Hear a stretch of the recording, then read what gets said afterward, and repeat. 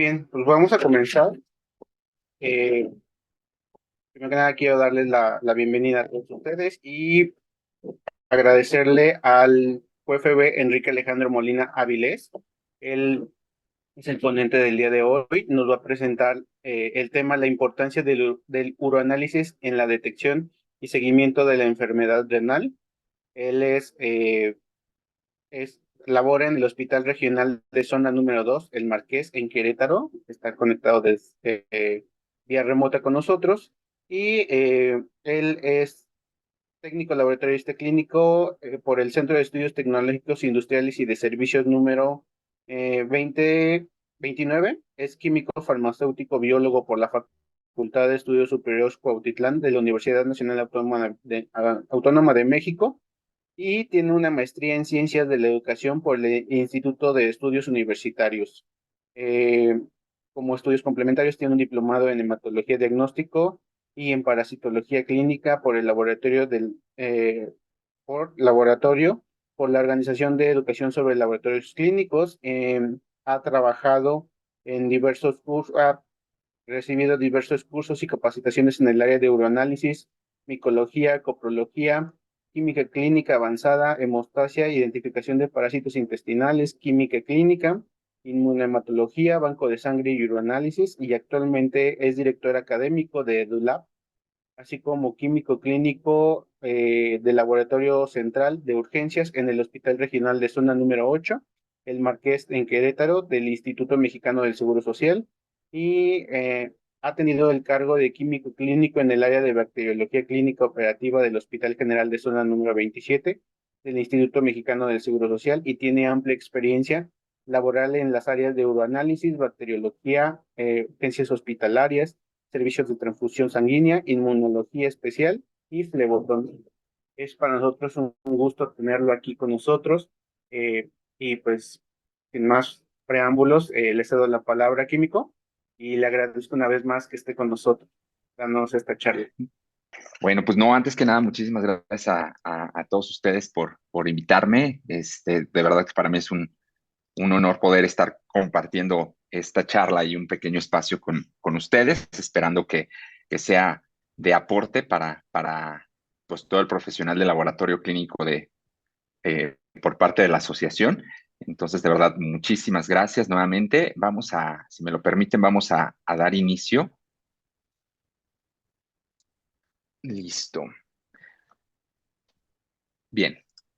Pues bueno, en esta charla vamos a hablar de la importancia del uroanálisis en la detección de la enfermedad renal. Como amablemente ya me presentó el químico Abelino, soy el químico Enrique Molina, y pues vamos a hablar un poquito de este tema que es algo pues muy interesante. Digo que afortunadamente en los últimos años se ha dado un poquito más de importancia y se le ha tomado un poquito más en serio a toda la cuestión que tiene que ver con el análisis de orina, porque pues bueno, durante mucho tiempo fue un análisis que estuvo muy abandonado, sí, obviamente siempre se ha realizado de forma rutinaria, pero nunca se le había prestado tanta atención como en los últimos 20 años, que se ha visto que brinda información muy importante, sobre todo para el entorno del diagnóstico de diferentes enfermedades, diagnóstico y seguimiento de diferentes enfermedades.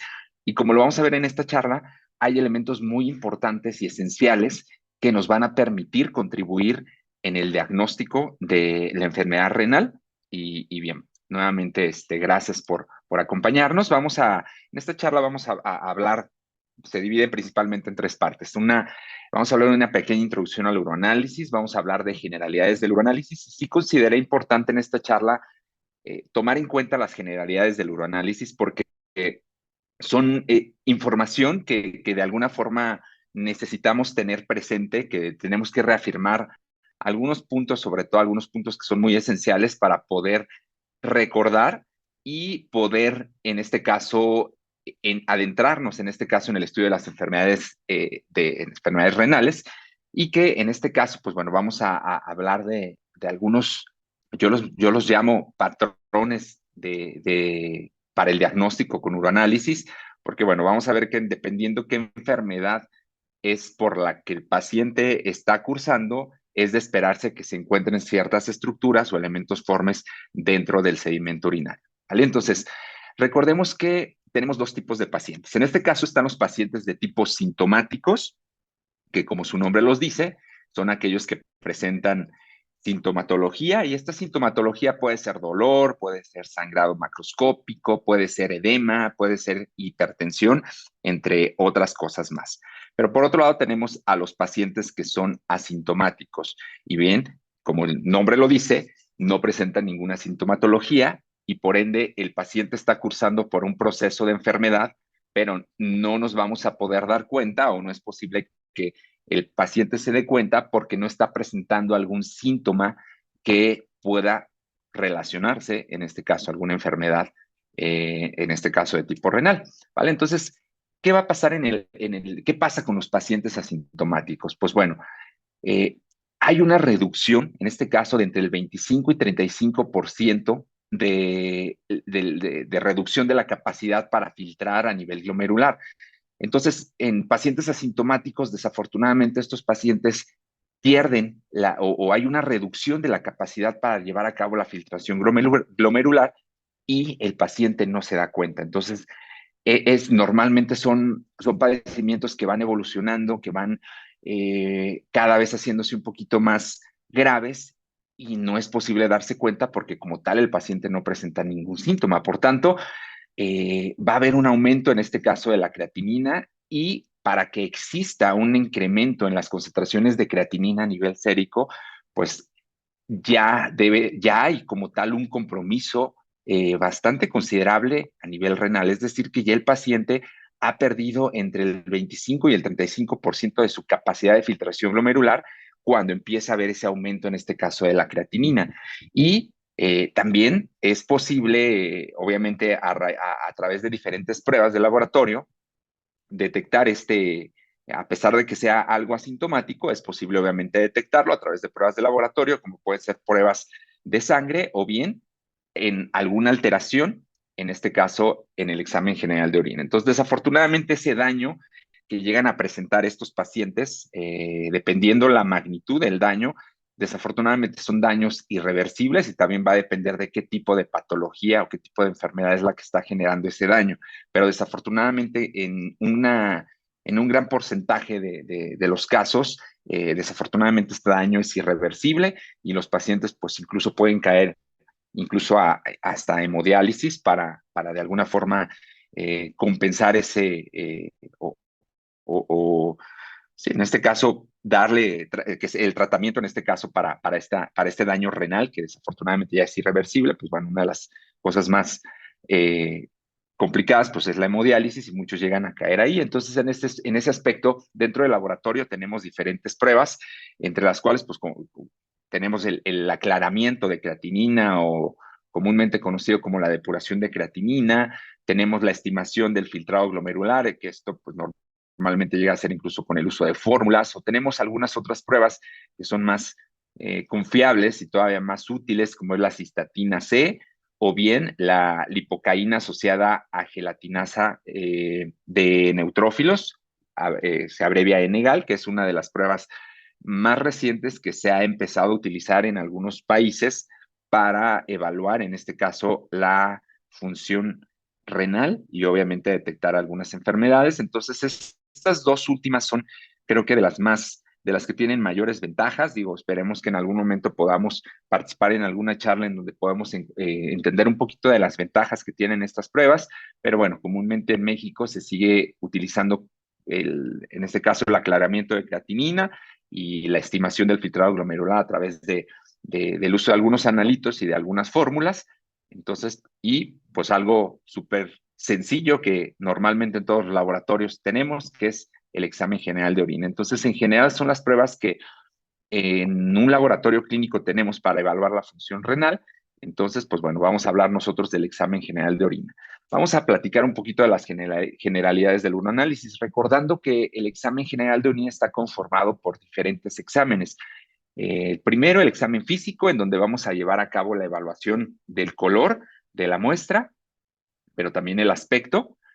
de la misma, y esto, pues bueno, como tal, no nos va a dar una información tan precisa, tan concreta, incluso por ahí algunas recomendaciones italianas, incluso ya de alguna forma mencionan que el examen físico es algo que de alguna forma no es tan necesario realizarlo, concretamente ellos lo mencionan así y lo asocian principalmente a que es información muy subjetiva, que como tal no nos va a dar una información muy concreta, muy precisa de algún padecimiento. Entonces ellos incluso recomiendan dejar de reportarlo. Las otras guías, pues bueno, también lo llegan a incluir, pero en ese sentido, creo que también va a depender muchísimo del criterio de cada quien. Creo que desde mi punto de vista no nos afecta en absoluto reportar el color, porque habrá ciertas patologías en donde a lo mejor no las vamos a confirmar al 100% con el examen físico porque es algo muy subjetivo, pero por lo menos nos vamos a poder dar una idea. Entonces, de alguna forma, el examen físico pues consiste en estos dos puntos, en realizar la evaluación del color y el aspecto de la muestra, y el examen químico, que como lo vemos aquí en esta diapositiva, son diferentes parámetros que, como bien ustedes ya saben, tienen un significado. Cada parámetro es importante tomarlo en cuenta, pero concretamente en esta charla nos vamos a enfocar más en el parámetro número 5, que son las proteínas, y este parámetro, pues bueno, nos va a permitir tener la pauta para detectar en general enfermedad de tipo renal. Entonces, pues bueno, nos vamos a enfocar más en proteínas, ¿vale? Aquí es importante que tengamos una precaución y que no lo pasemos por alto. El uso de la tira reactiva en el examen químico debemos de realizarlo con mucha cautela. ¿Esto por qué? Porque podemos encontrar en este caso falsos positivos o falsos negativos. ¿A qué me refiero con falsos positivos y falsos negativos? En el caso de los falsos positivos, son pruebas o resultados que nos dan positivos cuando en la realidad están negativos. O lo contrario, resultados que nos están dando negativos en la tira reactiva, pero que en la realidad son positivos. Y ahí va a intervenir muchísimo el método que se emplea en las tiras reactivas para realizar la determinación de estos diferentes analitos. Y dependiendo del método, pues puede haber mucha interferencia incluso con el uso de medicamentos por parte del paciente o incluso puede haber interferencia en el caso, por ejemplo, de que sea material, por ejemplo, reutilizado y que se esté lavando, por ejemplo, con detergentes, o si de pronto no se lleva a cabo una correcta o adecuada recolección de la muestra, el uso de algunos detergentes para limpiar la zona genital antes de realizar la toma de muestra, eso también pudiera interferir generando algunos falsos positivos o negativos en algunas pruebas. Entonces, por eso es que es importante que tomemos en cuenta que la tira reactiva no es 100% confiable, tenemos que utilizarla con mucha cautela. Y en el caso de que tengamos alguna duda, si algún parámetro es positivo o negativo y queramos salir de la duda, se recomienda utilizar algún otro método, en el caso de que exista algún otro método para corroborar, en este caso, la positividad, en este caso de alguna de las pruebas que nos esté marcando positiva o negativa en la tira reactiva. Y es importante tomar en cuenta eso, que el examen químico no siempre dice la verdad. Entonces, por eso es que hay que tener muchísimo cuidado. Y aquí vamos a hablar en este caso de las proteínas concretamente. Las proteínas, pues bueno, en las tiras reactivas vamos a encontrar una carta de colores que va a ser muy similar a estos colores que les aparecen en la pantalla y dependiendo obviamente la concentración de proteínas es la tonalidad que vamos a obtener. Aquí es importante señalar que el parámetro de proteínas que se mide en este caso en las tiras reactivas, en realidad es albúmina. Entonces, lo que se está de alguna forma semicuantificando sería albúmina a través de la tira reactiva y dependiendo la concentración que haya de albúmina en esa muestra de orina va a ser la tonalidad que vamos a obtener. ¿Qué importancia clínica tiene? Pues principalmente la patología renal, ya que cuando existe una patología renal, cuando ya hay un daño a nivel glomerular, la proteína, en este caso la albúmina, que en condiciones normales no se debe filtrar en una alta concentración a través del riñón, empieza a ese daño a nivel glomerular, obviamente va a generar que la albúmina se filtre en mayor cantidad en la orina y esto pues sea sinónimo de que hay un daño a nivel renal. Entonces, la concentración en este caso de albúmina o de proteinuria normal es por debajo de 20 miligramos en 24 horas, entonces concentraciones por encima de los 20 miligramos pues ya se consideran anormales y que se pueden incluso correlacionar con una patología de tipo renal. ¿Vale? Entonces existen diferentes tipos de proteinurias. Aquí en la pantalla les aparecen tres: las proteinurias transitorias o benignas, que son proteinurias que están asociadas principalmente a algún factor, como puede ser el ejercicio en el caso de deportistas, fiebre, ortatismo, hipotermia, en algunas ocasiones en el embarazo o en procesos de epilepsia. Normalmente estas proteinurias, como su nombre los dice, son transitorias, es decir, que aparecen y desaparecen dependiendo las condiciones en las que esté el paciente. Está también la proteinuria de tipo renal, que normalmente se relaciona con algún daño a nivel glomerular, tubular o incluso por sobreflujo. Y bien, tenemos también la proteinuria de tipo posrenal, que en este caso está o se correlaciona más con inflamación a nivel de la vejiga o próstata o incluso algún sangrado de tipo posrenal, ¿vale? Entonces tenemos esos tres tipos de proteinuria.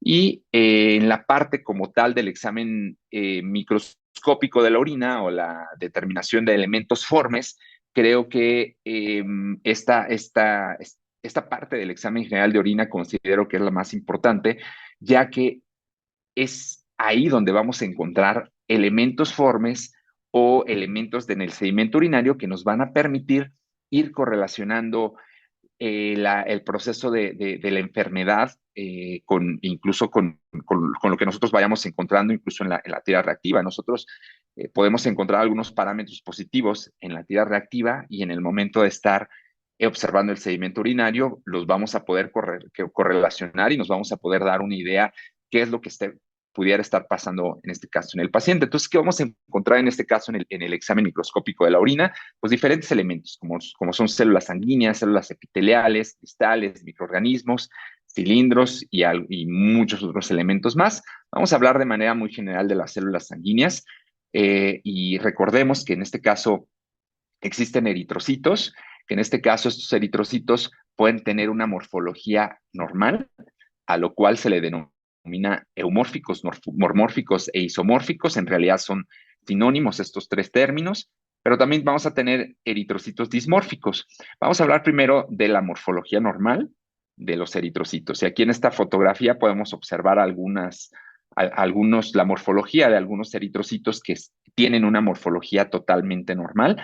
Aquí, por ejemplo, a pesar de que estos están crenados por condiciones de osmolaridad y de pH, y a pesar de que estos son eritrocitos que son más grandes y que incluso comúnmente se les denomina eritrocitos gigantes o eritrocitos fantasmas, la morfología está totalmente normal. Y bueno, esa alteración en su tamaño, en su forma, como en el caso de los espiculados y de los gigantes, pues está más relacionado a concentraciones o a variaciones en la osmolaridad y en el pH, y por eso es que se observan de diferentes formas, pero al final se denomina una morfología de tipo normal. Posteriormente tenemos los eritrocitos dismórficos, en los cuales ya vamos a encontrar diferentes formas que ya no se consideran normales y que seguramente estarán relacionados a algún daño a nivel glomerular. Tenemos, por ejemplo, las formas simples, como son los multilobulados, los anulares, los vacíos o los espiculados, y tenemos las formas mixtas, que literalmente es la mezcla de las formas simples. Entonces aquí, por ejemplo, está el acantocito, la célula G1, que son indudablemente encontrar este tipo de células o de morfologías o alteraciones eritrocitarias en sedimento urinario, pues prácticamente es un hecho que hay un daño a nivel glomerular. Entonces vamos a poder encontrar diferentes tipos de formas de eritrocitos, ¿vale? Entonces la observación, en este caso de las células sanguíneas, concretamente de los eritrocitos, se debe de llevar a cabo una observación de objetivo de 40 por, se pueden en este caso reportar por campo, en el caso de la morfología normal, y en el caso de los dismórficos es necesario reportar el porcentaje de eritrocitos dismórficos que estamos observando en la muestra, ¿vale? Bien, por otro lado, vamos a enfatizar un poquito más en en la morfología normal de los eritrocitos. Aquí en esta fotografía, por ejemplo, podemos observar eritrocitos en su morfología característica, su morfología totalmente normal. Aquí nuevamente en esta fotografía podemos observar la morfología normal también de los eritrocitos, pero aquí en esta fotografía de contraste de fases vemos cómo es que hay algunos eritrocitos que están incluso apenas se alcanzan a apreciar.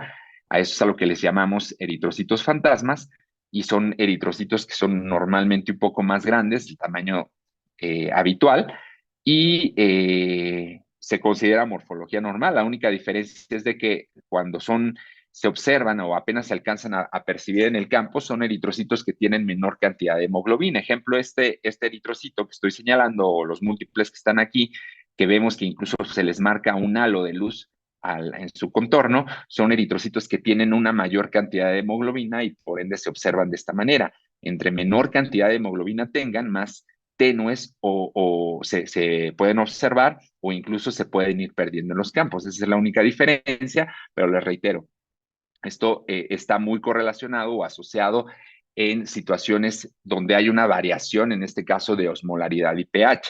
En el caso, por ejemplo, aquí de esta fotografía, podemos observar eritrocitos en su forma común, pero también podemos observar este tipo de eritrocitos, que son eritrocitos como crenados, que también se correlaciona o obtienen esta morfología como consecuencia de una variación en la osmolaridad y del pH.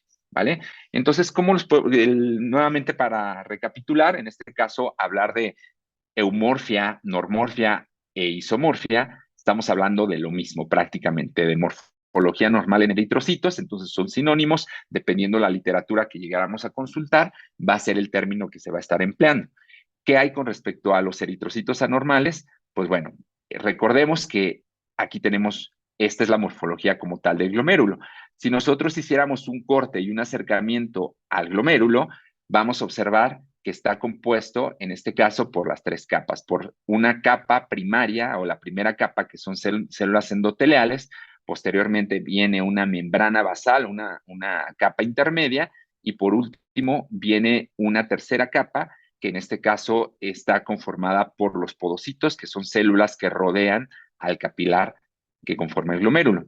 Si nosotros hiciéramos pues ese acercamiento a este glomérulo, vamos a ver esas tres diferentes capas, ¿vale? Entonces, aquí vemos cómo es que los eritrocitos, las células sanguíneas y algunos elementos químicos fluyen a través del torrente sanguíneo y en condiciones normales, pues bueno, estos eritrocitos se van a mantener en el interior, en este caso del glomérulo, y si la membrana de filtración está íntegra y no tiene ningún daño, estos eritrocitos no van a pasar a través del glomérulo, ¿vale? Entonces, ¿qué va a pasar si existe un daño a nivel glomerular? Aquí, por ejemplo, este glomérulo está dañado, se va a generar una hematuria de tipo glomerular y ¿qué es lo que sucede?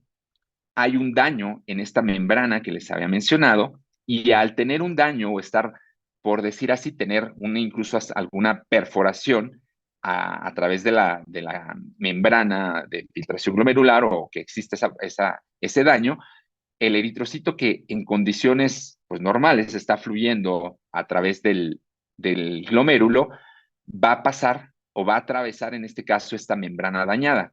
Al atravesar esta membrana dañada, la membrana del eritrocito va a sufrir un deterioro y por ende la morfología del eritrocito se va a alterar, dando en este caso origen a los eritrocitos dismórficos. Entonces, de manera muy general, así es como se genera la dismorfia eritrocitaria. E incluso aquí podemos ver en esta fotografía, en esta microfotografía, cómo este eritrocito pasa a través de esta membrana dañada y sufre una alteración en su morfología. ¿Vale? Entonces, se da origen a los diferentes tipos de dismorfias. Por ejemplo, aquí tenemos un multilobulado, un lobulado. Entonces, pues bueno, vamos a observar, incluso esta fotografía es la misma, pero en contraste de fases. Entonces, aquí, por ejemplo, observamos esta morfología de este multilobulado. Aquí tenemos otro tipo de dismorfias, y vemos cómo la morfología de los eritrocitos pues, se encuentra totalmente alterada como consecuencia de un daño en la membrana de filtración. Aquí, por ejemplo, otra microfotografía en donde, por ejemplo, aquí podemos observar los clásicos acantocitos. Aquí tenemos uno, aquí tenemos otro. Entonces, pues bueno, vemos la gran diferencia que hay entre morfología normal y morfología normal de los eritrocitos, ¿vale? Hablemos así a grandes rasgos de los leucocitos. Aquí, pues recordemos que tenemos diferentes tipos de células. En este caso, células polimorfonucleares, como son neutrófilos, como son eosinófilos, células mononucleares, como vienen siendo los linfocitos, y en el caso, por ejemplo, de los macrófagos, pues bueno, aquí podemos observar diferentes morfologías de macrófagos. Entonces, como tal, vamos dentro de las células sanguíneas, también vamos, además de los eritrocitos, vamos a poder encontrar diferentes morfologías o diferentes formas de leucocitos, y también dependiendo la morfología o el tipo de leucocitos que se encuentran en el sedimento urinario, se estarían correlacionando con ciertas patologías. Entonces, incluso vamos a mencionar al final una de ellas, ¿vale? Entonces, la observación está en un objetivo de 40 por, el reporte también es por campo, y bueno, aquí tenemos eh, algunos leucocitos o concretamente neutrófilos en sedimento urinario que tienen su clásica morfología. Aquí, por ejemplo, tenemos un neutrófilo y, por ejemplo, aquí tenemos un leucocito eosinófilo, el cual, pues bueno, tiene granulaciones muchísimo más gruesas y es más, si comparamos esta morfología de este neutrófilo con pues bueno, vemos que los gránulos están más marcados. Aquí tenemos nuevamente algunas fotografías de algunos macrófagos, ¿vale? Vamos a hablar rápidamente de las células epiteliales, recordando que en el tracto urinario vamos a encontrar diferentes células, o como tal el tracto urinario está compuesto por diferentes tipos de células. Aquí, por ejemplo, tenemos epitelio escamoso, epitelio cilíndrico, epitelio urotelial. En este caso, en la zona azul, de manera muy general, aquí en lo que viene siendo la parte de la uretra, tanto masculina y femenina, encontramos epitelio escamoso en su parte final prácticamente, epitelio cilíndrico en la uretra prostática, la parte de la vejiga, uréteres y pelvis renal vamos a encontrar células de urotelio, y en la parte de los túbulos, pues vamos a tener que los túbulos están conformados por epitelio cúbico, al cual llamamos células renales. Y en este caso nos vamos a centrar, como estamos hablando de enfermedades renales, nos vamos a centrar más en el epitelio cúbico o epitelio renal, y van a tener de manera muy general esta morfología, ¿vale? Entonces, esta es la morfología característica de las células renales, ¿vale? Son células redondas, células que tienen un núcleo, el cual puede abarcar más o menos una tercera parte o incluso hasta 2/3 partes del citoplasma, pero una de las características muy notorias que tienen es que tienen una membrana perinuclear bastante gruesa, con un nucleolo, uno o incluso llegan a presentar hasta dos nucleolos, pero esta es la morfología clásica de las células renales. Entonces, encontrar este tipo de células es sinónimo de que algo está pasando a nivel renal. Entonces, sí es importante saberlas identificar correctamente y no confundirlas incluso con leucocitos, porque incluso se llegan a confundir con los leucocitos, ya que su tamaño es muy similar. Digo, normalmente las células cúbicas o renales son un poco más grandes, pero pudiera incluso generar confusión en el momento de observarlos al microscopio, ¿vale? Más adelantito vamos a observar alguna fotografía más de células renales, y vamos a hablar de cilindros urinarios, los cuales pues definitivamente son un elemento muy importante que nos va a permitir correlacionar el grado de daño que hay en un paciente a nivel renal, ¿vale? Entonces, cilindruria se le denomina la presencia de cilindros en orina, y en general son precipitados de una proteína llamada TAMS-Horfal, y su observación debe de llevarse a cabo en un objetivo de 10 por, y se recomienda que se observe, que se reporten en este caso por campo, y vamos a tener que, pues bueno, los cilindros en su interior van a tener pueden tener diferentes elementos, pueden tener pigmentos, cristales, grasa, microorganismos, va a haber la presencia de algunos gránulos en algunos casos, o algunas células, que pueden estar en el interior del cilindro y dependiendo de lo que nosotros observemos en el interior del cilindro es lo que nos va a permitir, en este caso, clasificarlo. ¿Cómo se forman los cilindros? Pues bueno, en esta zona del perdón, en la zona del asa ascendente de Henle, hay en condiciones normales se secreta esta proteína de Trans-Horfman. Entonces, esta proteína se secreta a nivel tubular en condiciones normales porque en esta porción en realidad hay un aumento considerable, en este caso, de la concentración de la orina y como mecanismo de protección se secreta la mucoproteína de Trans-Horfman para que esta mucoproteína ayude a proteger el tejido de esta zona.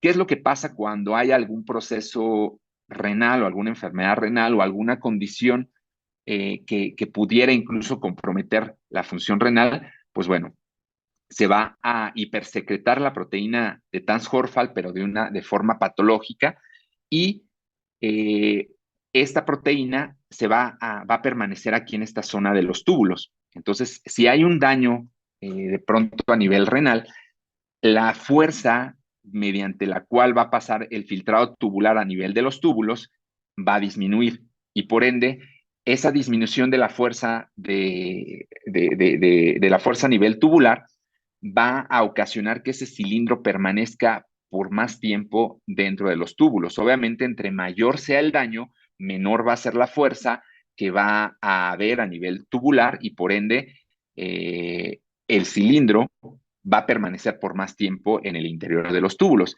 En condiciones normales, primero, es normal que se genere un cilindro hialino. Entonces, el cilindro hialino, si como tal está presente en un paciente en donde hay una disminución en este caso de la fuerza a nivel tubular, este cilindro va a permanecer más tiempo ahí. ¿Y qué es lo que pasa si hay células, ya sean células renales, ya sean leucocitos, ya sean eritrocitos? Pues bueno, estas células se pueden adherir en este caso al cilindro y va a dar origen en este caso a un cilindro de células o en este caso algún cilindro celular. Si son leucocitos esas células, pues bueno, va a ser un cilindro leucocitario. Si son eritrocitos, va a ser un cilindro eritrocitario. Si son células renales, va a ser un cilindro de células renales. Pero ¿qué pasa si este cilindro celular permanece por más tiempo en el interior de los túbulos? Ese material que está en el interior del cilindro se va a seguir deteriorando debido a la falta de oxígeno, debido a diferentes factores que se propician por estar disminuida la fuerza a nivel tubular y que este cilindro no salga. Entonces, si este cilindro permanece aquí por más tiempo, ese material celular se va a degradar y va a dar origen a un cilindro granuloso. ¿Qué pasa si todavía la fuerza a nivel tubular está tan disminuida que este cilindro granuloso no abandona los túbulos? Este cilindro granuloso se va a seguir deteriorando y va a dar origen, en este caso, a un cilindro serio. Y es así como se va a dar origen como tal al cilindro serio, que normalmente se considera una de las formas, pues, graves en pacientes, encontradas en algunos pacientes, pues es prácticamente sinónimo de daño renal.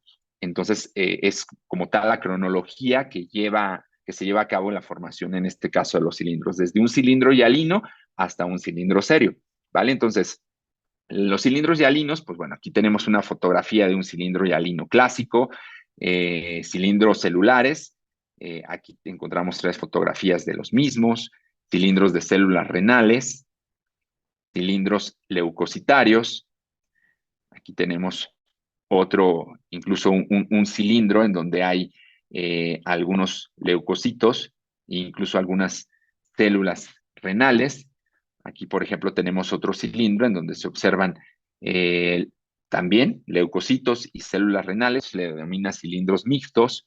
Aquí tenemos otro cilindro en donde se observan únicamente, pues, prácticamente neutrófilos, entonces un cilindro leucocitario. Tenemos los cilindros eritrocitarios, tenemos los cilindros lipídicos. Aquí tenemos una fotografía de un cilindro eritrocitario, los cuales, pues bueno, son también sinónimo de prácticamente de algún daño en la membrana de filtración glomerular, un daño glomerular. Aquí tenemos otro cilindro eritrocitario, incluso aquí alcanzamos a percibir dos leucocitos en su interior. Aquí, por ejemplo, tenemos un cilindro mixto en donde hay leucocitos, tenemos cuerpos ovales grasos. Entonces, pues prácticamente esto es un cilindro mixto de cuerpos ovales grasos y de leucocitos, e incluso se llegan a apreciar algunos eritrocitos, y hay algunos cilindros que se correlacionan, principalmente incluso alguna litiasis, en donde se observan en el interior algunos cristales. Eso se le denomina cilindros con cristales, los clásicos cilindros granulosos. Aquí tenemos un cilindro granuloso. Están otra forma de cilindros vacuolados, que normalmente estos cilindros vacuolados se asocian o se correlacionan, en este caso, con enfermedad, en este caso con diabetes. Entonces, los cilindros vacuolados es un hallazgo que ya en situaciones de nefropatía diabética se llegan a encontrar este tipo de morfologías, y en este caso los cilindros serios, ¿vale? Entonces, aquí tenemos otra fotografía con algunos cilindros serios en su forma clásica y característica. Aquí tenemos incluso un cilindro granuloso, un cilindro serio, y aquí incluso pues prácticamente un cilindro granuloso. También hay algunos cilindros de mioglobina, que normalmente son cilindros que se observan de un color café, y es como tal esa tonalidad la va a estar dando o dotando, en este caso, la mioglobina. Cilindros de hemoglobina, que son cilindros que incluso se llegan a observar rosados o rojizos, como el de la fotografía. Aquí nuevamente tenemos un cilindro de mioglobina. Y bueno, aquí esta parte, pues bueno, o sea, nada más para recordar que en algunas patologías renales, como son la litiasis, por la presencia de los cristales es es la causa en este caso, o en lo que se correlaciona en este caso con la litiasis, porque al final esas piedras o esos litos están conformados por diferentes elementos que nosotros los podemos observar como cristales. Creo que esta parte, pues bueno, por cuestiones de tiempo no vamos a hacer mucho énfasis, pero bueno, recordar que también los cristales son los que están presentes o se pueden encontrar en este caso en el sedimento urinario. Y vamos a hablar más un poquito de la parte de las enfermedades renales, para ir entendiendo y recordando un poquito más de ellas, y al final poderlas correlacionar con algunos elementos en el sedimento urinario, ¿vale? Entonces, existen diferentes tipos de enfermedades renales, que en este caso, pues ya habíamos mencionado de la proteinuria prerrenal, de la proteinuria renal y de la proteinuria posrenal. En este caso, pues las enfermedades renales también se clasifican o se pueden clasificar de esta manera, como una enfermedad prerrenal, renal y posrenal, ¿vale? Entonces, vamos a hablar un poquito de la enfermedad de tipo prerrenal. La enfermedad prerrenal se va a asociar a diferentes elementos. Aquí les están apareciendo en la pantalla los diferentes situaciones en las cuales se presenta la enfermedad renal. Cuando hay una depresión del volumen sanguíneo, cuando hay una insuficiencia cardíaca, en situaciones de cirrosis, uso de fármacos como son antiinflamatorios, estenosis arterial renal, shock. Principalmente estas son las causas que pueden generar una enfermedad de tipo prerrenal, ¿vale?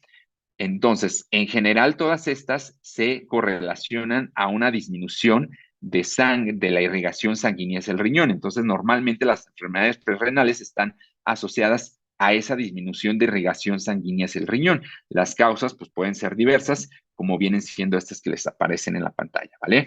Entonces, esto es con respecto a las enfermedades prerrenales. ¿Qué hay ahora con respecto a la enfermedad de tipo renal? Vale, al igual vamos a encontrar diferentes causas. Por un lado tenemos las glomerulopatías, que en este caso vienen siendo las glomerulonefritis y el síndrome nefrótico.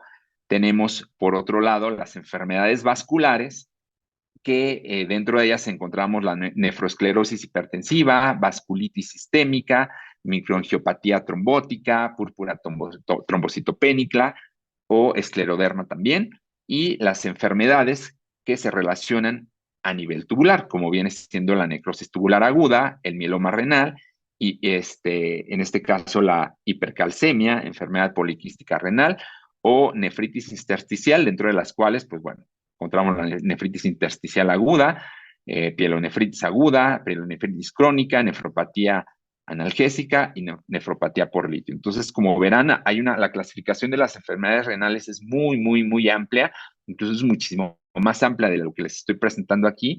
Hay clasificaciones muchísimo más extensas, pero de manera muy general, debemos estar conscientes que la enfermedad renal puede asociarse a un daño, en este caso a nivel del glomérulo, por ende las glomerulopatías, puede ser consecuencia de una enfermedad vascular o bien la enfermedad puede estar correlacionada, en este caso, a nivel tubular, ¿vale? Por último, pues, la enfermedad de tipo postrenal, como su nombre lo dice, es de la porción posterior al riñón y dentro de las patologías que encontramos en esta clasificación son las que les están apareciendo en pantalla. Puede ser una patología prostática, una adenopatía o neoplasia maligna, puede ser cálculos renales o uretrales o bien anomalías congénitas. Entonces, como podemos ver, las enfermedades renales se clasifican de esta manera y es una clasificación bastante, bastante amplia. Nosotros nos vamos a enfocar concretamente en las enfermedades renales en esta charla, ¿vale? Entonces, existen trastornos glomerulares. ¿Qué orígenes tienen los trastornos glomerulares? Pueden ser de origen no inmunitario o bien de origen inmunitario generalizado, ¿vale? Entonces, vamos a hablar primero de los de origen no inmunitario. ¿Qué es lo que pasa en los daños de origen no inmunitario? Están relacionados principalmente con un daño que pueden ocasionar algunas sustancias químicas o incluso algunas toxinas. Estas sustancias químicas pueden ser algunos fármacos o algunas otras sustancias que el paciente como tal está ingiriendo, que como tal, estas sustancias generan un daño concretamente a nivel glomerular. Y toxinas como pueden ser también algunos fármacos tóxicos, también incluso algunos venenos o eh, o sí, venenos en este caso de algunos insectos también pudieran generar un daño de origen no inmunitario a nivel glomerular, ¿vale? Entonces, ¿qué es lo que pasa en este tipo de situaciones? Se altera la membrana basal, que en este caso es la segunda capa de filtración glomerular, y esto genera obviamente ese daño a nivel glomerular, ¿vale? Entonces, recordemos que la membrana basal es la segunda capa de filtración o la segunda capa de filtración glomerular del glomérulo y la encontramos en esta parte de aquí. Entonces, esta zona es la que se ve dañada principalmente en glomerulopatías no inmunológicas y bien, en el caso, por ejemplo, de trastornos glomerulares de origen inmunitario generalizado, está mediada en este caso por células de defensa y bien por anticuerpos, ¿vale? Entonces vamos a ver aquí una imagen en donde podemos encontrar diferentes escenarios. El primero, que a nivel de torrente sanguíneo vayan fluyendo algunos anticuerpos con su respectivo antígeno y que en el momento de que atraviesan la membrana de filtración glomerular, este antígeno y este anticuerpo forman un inmunocomplejo y obviamente este inmunocomplejo va a generar una respuesta celular generando un daño en el tejido.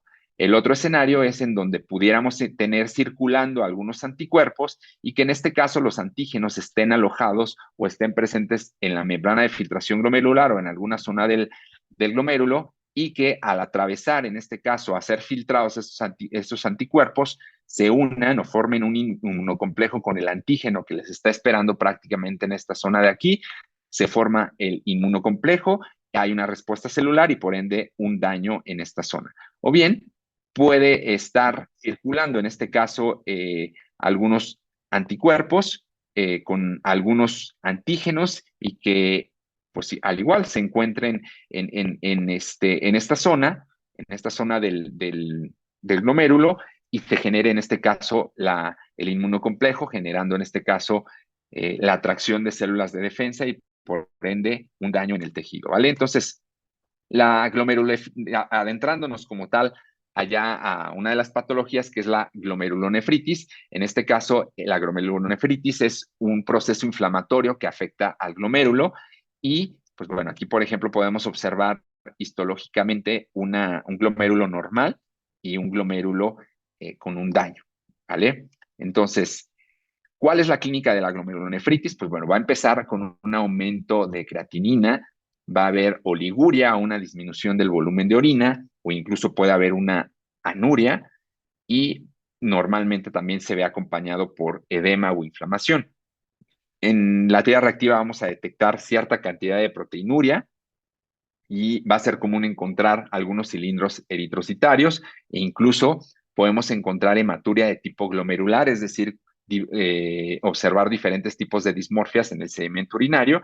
¿Cuánto puede durar? Pues puede durar días, puede durar semanas o incluso hasta meses, y histológicamente se va a formar esto que le llamamos o que le llaman la semiluna. Y esto, pues bueno, es histológicamente hablando, vemos cómo en el glomérulo se forma como una media luna. Nada más para entender un poquito cómo se forma esa media luna, aquí, por ejemplo, tenemos un glomérulo en condiciones normales. Aquí están las células endoteliales, la membrana basal, los podocitos, y las células parietales.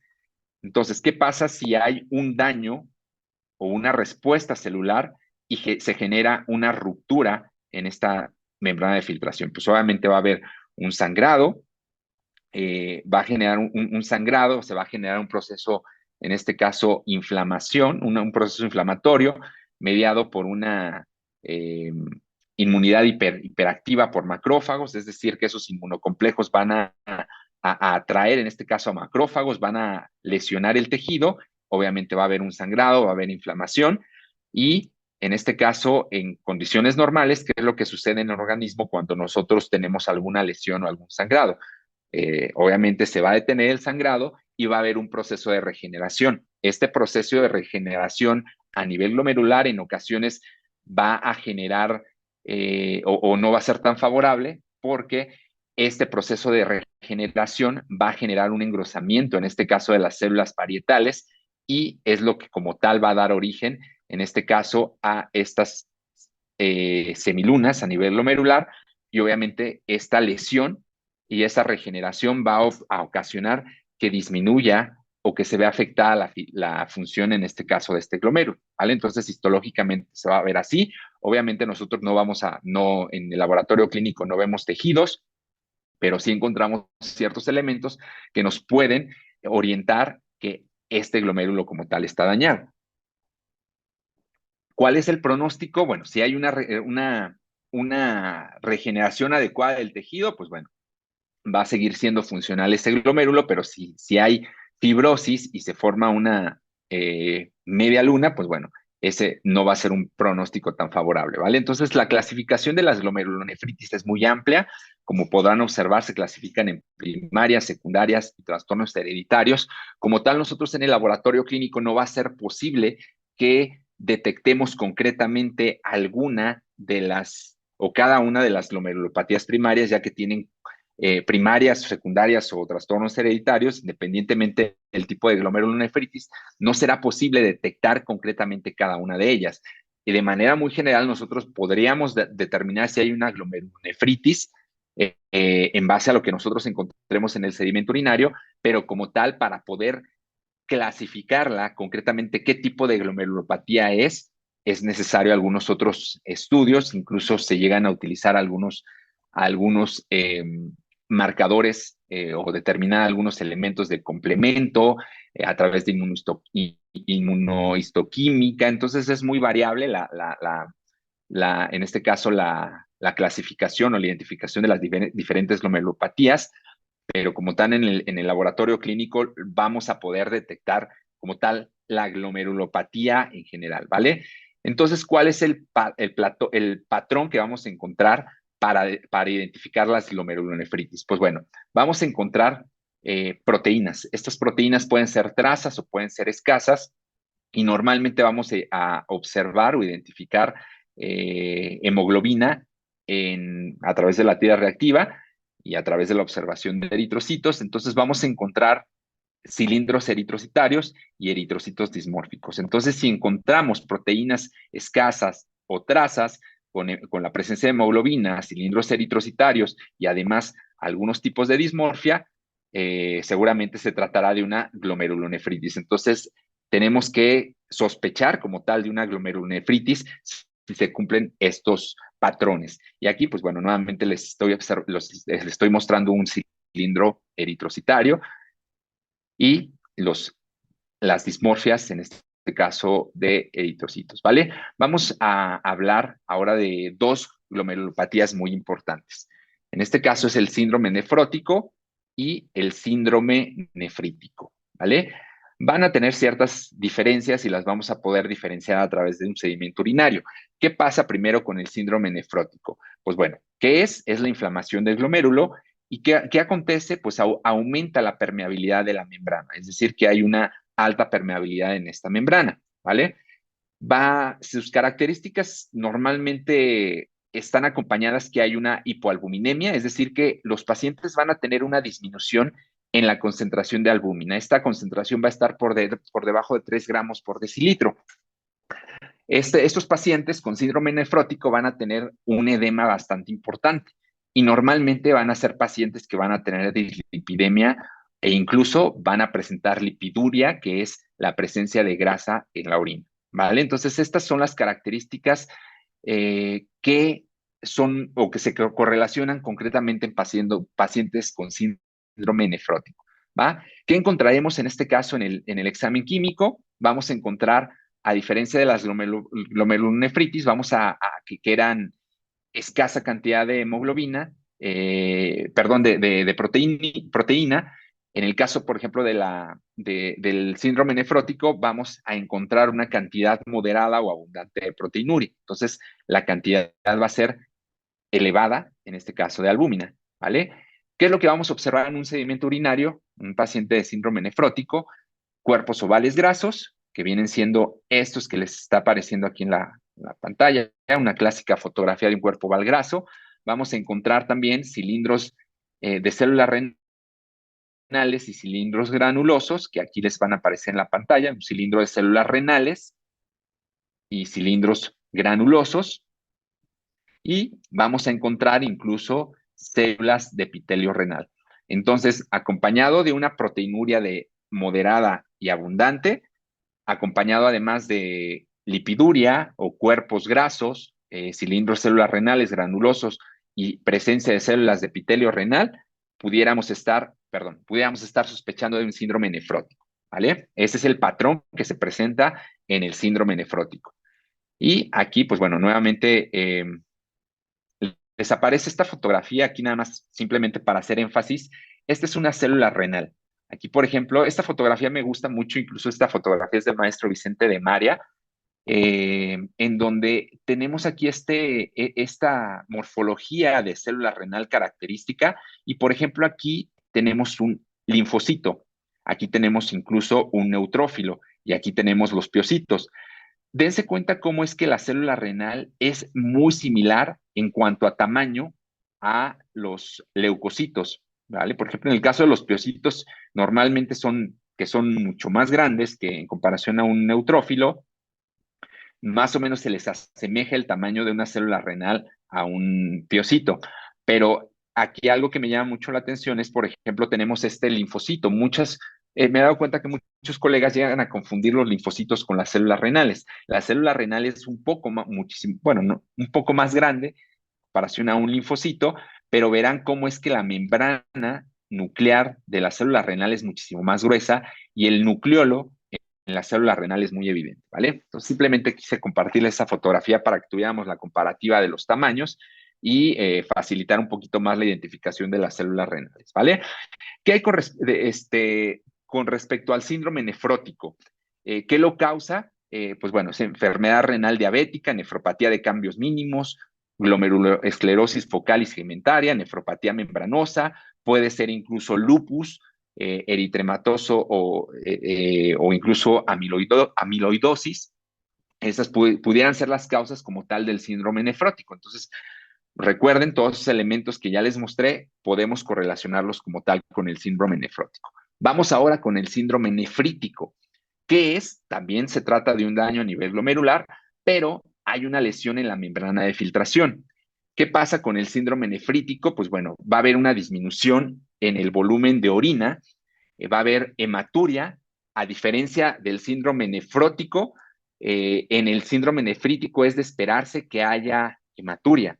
Puede ser hematuria leve o abundante, va a haber, los pacientes van a presentar hipertensión y va a haber un edema leve a moderado. ¿Qué lo causa? Pues bueno, aquí les aparecen las diferentes situaciones en las cuales se puede presentar el síndrome nefrótico. Digo, no me voy a entretener mucho aquí con mencionarlas, porque ya prácticamente me estoy comiendo, ya me ganó el tiempo, pero bueno, estas diferentes causas pueden causar el síndrome nefrítico. ¿Qué vamos a encontrar? A diferencia del síndrome nefrótico, la proteinuria en el síndrome nefrítico va a ser escasa a moderada. Entonces, vamos a presentar una moderada o abundante hematuria, y este es el patrón en el síndrome nefrítico. Va a haber, podemos encontrar eritrocitos eumórficos o dismórficos. Aquí tenemos los eumórficos y aquí los dismórficos. Podemos encontrar cilindros de células renales granulosos e incluso cilindros leucocitarios. Aquí tenemos los cilindros células renales granulosos y leucocitarios. Y en el caso del síndrome nefrítico, es de esperarse encontrarse células renales, como se observan aquí, leucocitos, y esta presencia de leucocitos pues pudiera ser variable, pudiera que la encontremos, pudiera que no la encontremos, pero bueno, tomando en cuenta todos estos elementos y los vestigios que encontremos en el examen químico, pudiéramos correlacionarlo a un síndrome nefrítico, ¿vale? Vamos a hablar ahora de los trastornos tubulares, es donde se interrumpe o se ve afectada en este caso la función a nivel tubular. Puede tener una etiología de necrosis tubular aguda, trastornos tubulares hereditarios y metabólicos, y concretamente en la necrosis tubular aguda es un daño en las células tubulares. Aquí tenemos las células tubulares conforman, en este caso, a los túbulos, y vamos a hablar del patrón en la necrosis tubular aguda. Se van a observar células renales degeneradas, es decir, que su morfología va a estar alterada, cilindros de células renales y cilindros granulosos. Aquí, por ejemplo, tenemos esta fotografía en donde se observan, de hecho, esta fotografía es del químico Carlos Martínez.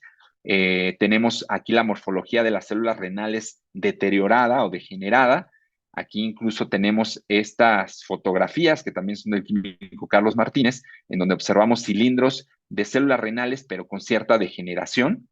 Y esto pues es muy característico de la nefritis. Ay, perdón, le apreté de más aquí a la presentación. Bien, entonces, pues bueno, esta es la morfología característica de las células tubulares que tienen alguna degeneración. Otros ejemplos de trastornos tubulares es el síndrome de Fanconi, diabetes insípida nefrógena, glucosuria de tipo renal. Entonces, eh, vamos a hablar también de los trastornos intersticiales, que son los que afectan al intersticio, es decir, el tejido que conforma parte de lo que es el riñón. Dentro de los trastornos intersticiales, pues bueno, se encuentran las infecciones, que pueden ser vías urinarias bajas o altas, pueden ser los procesos inflamatorios, como viene siendo la nefritis intersticial aguda, o incluso la litiasis, ¿vale? ¿Qué hay con respecto a la nefritis intersticial? Es la inflamación intersticial seguida, o sea, es decir, que se inflama el intersticio, y esta inflamación intersticial genera la obstrucción o la inflamación también a nivel de los túbulos renales, y normalmente se asocia a la reacción alérgica de medicamentos a nivel de intersticio. Ciertos fármacos, como son principalmente algunos antibióticos, como los que les aparecen en la pantalla, y algunos diuréticos, son los responsables de la nefritis intersticial, ¿vale? Entonces, el patrón para la nefritis intersticial son proteínas, se van a encontrar proteínas trazas, pero se va a encontrar una leucocituria considerable. Es de esperarse que haya cilindros de leucocitos, y es de esperarse presencia, en este caso, de eritrocitos, pero también es de esperarse la presencia de eosinófilos en orina. Entonces, encontrar eosinófilos en orina acompañado de estos patrones, pudiéramos sospechar de una nefritis intersticial, ¿vale? Aquí, por ejemplo, podemos observar estos cilindros leucocitarios. Y ya para acercarnos al final de la charla, porque ya prácticamente me estoy pasando del tiempo, vamos a hablar de manera muy general de la insuficiencia aguda, insuficiencia renal aguda, o la enfermedad renal aguda, que es la pérdida rápida o repentina de la función renal. ¿Qué lo puede causar? Aquí tenemos un pequeño listado resumido de cuáles son las causas que pueden generar esa insuficiencia o enfermedad renal aguda, y cuál va a ser el patrón que vamos a encontrar en este tipo de enfermedades. Pues bueno, en la enfermedad renal aguda podemos encontrar eritrocitos eumórficos, dismórficos, diferentes cilindros como son las células cilindros de células renales, cilindros leucocitarios, cilindros de mioglobina o de hemoglobina y cilindros, en este caso, granulosos. También acompañados de la presencia de células renales y acompañados de una presencia variable, en este caso de leucocitos. Entonces, en el caso de la insuficiencia renal aguda de tipo prerrenal, vamos a encontrar trazas de proteínas. Es de esperarse encontrar abundante cantidad, en este caso de cilindros hialinos, y podemos encontrar incluso células renales escasas o incluso ausentes, pero algo que nos va a permitir identificar si se trata de una insuficiencia renal aguda de tipo prerrenal, pudiera ser la cantidad de cilindros hialinos abundantes, ¿vale? El patrón en este caso de una lesión tubular aguda, encontramos en este caso trazas o proteínas escasas, células abundantes, en este caso células de epitelio renal abundantes, cilindros de células renales, como lo observamos aquí en la pantalla, cilindros granulosos. Entonces, pues bueno, este sería un patrón para la lesión tubular aguda. Y en este caso, con un patrón relacionado, en este caso esta insuficiencia renal aguda, pero asociada a rhabdomiólisis, es el mismo patrón anterior, pero con hemoglobina positiva y en este caso con cilindros de mioglobina, que son esos que les están apareciendo aquí, que se ven en su forma característica del cilindro, pero su tonalidad es café, ¿vale? Entonces, patrón de insuficiencia renal aguda asociado a hemólisis intravascular, igual que el patrón anterior, pero en lugar de cilindros de mioglobina, serán cilindros, en este caso, de hemoglobina, que vienen siendo estos que les aparecen en la pantalla, ¿vale? Y por último, la enfermedad renal crónica, que es la pérdida lenta de la función de los riñones en un periodo de tiempo, el cual puede ser pueden ser meses o incluso años. Pues bueno, hay una disminución de la tasa de filtración glomerular. ¿Qué lo causa? Pues todos estos padecimientos, principalmente la diabetes, presión arterial alta, etcétera, son situaciones que generan la enfermedad renal crónica. Entonces, pues bueno, en el sedimento urinario de la enfermedad renal crónica, si hay una reducción en la tasa de filtración y este padecimiento lleva más de 3 meses, si nosotros tomamos en cuenta que hay esta reducción en la tasa de filtración, que el paciente lleva más de 3 meses con este padecimiento, y aparte de eso le sumamos uroanálisis, podemos detectar la posible etiología de esta enfermedad renal crónica, la cual puede ser originada por una glomerulonefritis proliferativa, por nefritis intersticial, por necrosis tubular o incluso alguna vasculopatía, ¿vale? Por último, la nefropatía diabética. En la nefropatía diabética es de esperarse que haya escasa a moderada proteinuria, pero también va a ser común encontrar lipiduria, es decir, lípidos en la muestra de orina. Entonces, como conclusión, el uroanálisis bien realizado puede brindar información relevante para el diagnóstico o el seguimiento de la enfermedad renal, ¿vale? Entonces aquí, ya para finalizar, siempre me gusta finalizar con alguna de estas fotografías en donde digo, cuidemos a nuestros pacientes como si fuera uno de los nuestros. Es decir, que nosotros no nos olvidemos que estamos trabajando con una persona, con un paciente, y ese paciente bien pudiera ser o nuestra esposa o alguno de nuestros hijos o incluso nosotros mismos. Por eso es que tenemos que cuidar de nuestros pacientes como si fueran uno de nuestros seres queridos. Entonces, espero que toda esta información les haya sido de utilidad y de su agrado. Les agradezco muchísimo por su atención. Una disculpa ahí por haberme pasado con el tiempo. Pero bueno, aquí les dejo también mi correo electrónico personal por si tienen alguna duda o alguna inquietud. Con todo gusto estaré atento ahí para resolverla. ¿Vale? Muchísimas gracias Muchas y gracias. seguimos en Muchas gracias. comunicación. Perfecto, muchas gracias. Ya nada más, químico Alejandro, Enrique, quiero agradecerle a nombre de la asociación. Le vamos a hacer llegar una constancia de participación, parte de la Asociación de Químicos, por vía virtual, obviamente. Y nada más tengo una pregunta para concluir. Si se encuentran uno o dos eritrocitos dismórficos en la muestra, sin hematuria ni proteinuria, ¿tiene valor diagnóstico o y se debe reportar?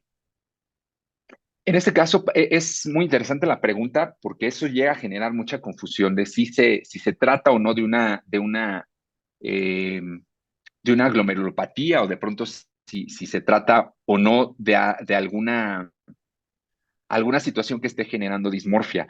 Hay diferentes recomendaciones. O sea, en el caso, por ejemplo, de que se encuentre esa cantidad de eritrocitos, es importante verificar primero Así es. de primera mano, echarle un vistazo a cómo se encuentran los niveles de creatinina, cómo se encuentran los niveles de urea.